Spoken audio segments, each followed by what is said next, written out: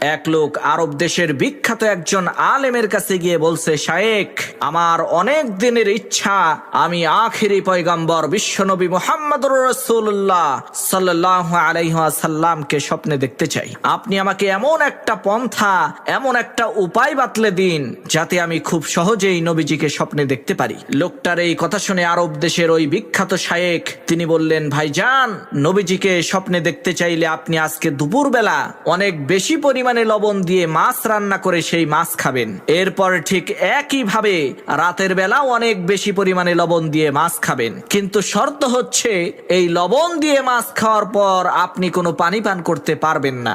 এই শর্তটা পালন করতে পারলেই ইনশাআল্লাহ আপনি নবীজিকে স্বপ্নে দেখতে পারবেন।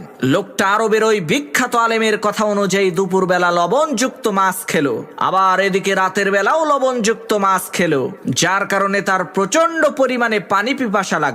তার গলা শুকিয়ে একেবারে কাঠ হয়ে গেল, কিন্তু সে পানি পান করতে পারছে না, কারণ পানি পান করলেই তো শর্ত ভঙ্গ হয়ে যাবে, আর শর্ত যদি ভঙ্গ হয়ে যায় তাহলে তো সে নবীজিকে আর স্বপ্নে দেখতে পারবে না।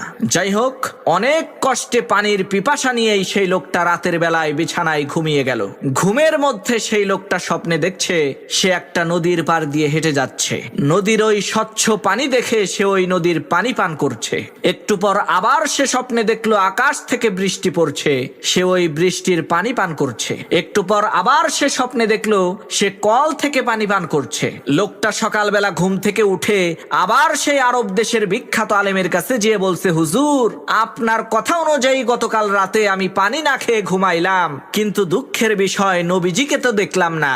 সারা রাত ভরে দেখলাম আমি বিভিন্ন জায়গা থেকে পানি পান করছি। তখন সেই বিখ্যাত আলেম বললেন, ভাইজান, আপনি পানির পিপাসা নিয়ে ঘুমিয়ে যদি পানি পান করা দেখতে পারেন, তাহলে আল্লাহর নবীর ভালোবাসার পিপাসা নিয়ে ঘুমাইয়া দেখেন না, অবশ্যই আপনি নবীজিকে দেখতে পারবেন।